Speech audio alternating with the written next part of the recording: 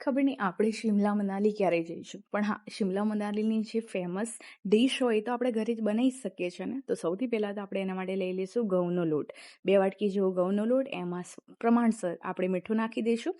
Properly અને સરસ રીતે આપણે મીઠું ઇક્વલી મિક્સ કરી લેવાનું છે લોટના અંદર. હવે 1 થી 2 ચમચી જેવું ઘી નાખવાનું છે. આપણે એને મોણ પણ કહી શકીએ, પણ તેલ નથી, ઘી નાખવાનું છે. હવે જે એક્ટિવ ઈસ્ટ હોય એ એક્ટિવ ઈસ્ટને એના નાખીને સરસ રીતે મસ્ત મિક્સ કરી દેવાનું.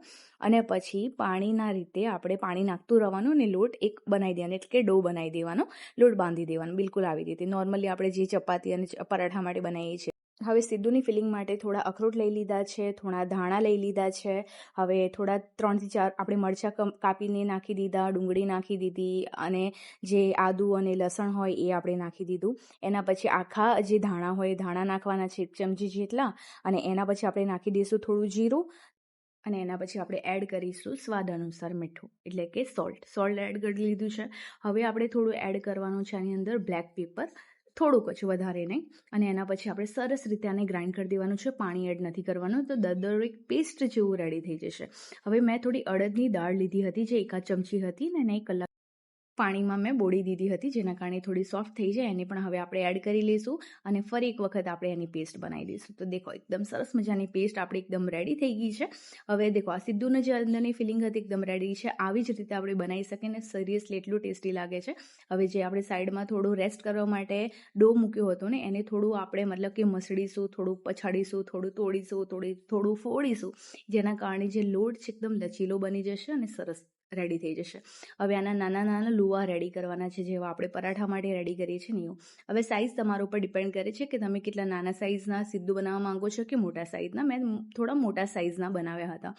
હવે આપણે બેલનથી થોડું આને વણી દઈશું, એટલે કે નોર્મલી આપણે જેમ ચપાતી બનાવે છે એવી રીતે જ આપણે આવી રીતે એને વણી દેવાની છે. વધારે જાડું પણ નહીં અને વધારે પતલું પણ નહીં, કેમ કે પતલું હશે તો એટલું ખાસ કંઈ એમાં પ્લફીનેસ નહીં આવે. તો આવી રીતે બસ વણીને આપણે જે ફિલિંગ રેડી કરી હતી સેન્ટરમાં આવી રીતે સરસ રીતે પાથરી દેવાની છે. અને મસ્ત રીતે પથરી જાય ને એટલે પછી એની એક સાઈડનું જે પડ છે, પડને આપણે એક પડ સાથે જોઈન્ટ કરી દેવાનું છે, બિલકુલ આવી રીતે જેવી રીતે હું કરી રહી છું, સેમ આવી રીતે.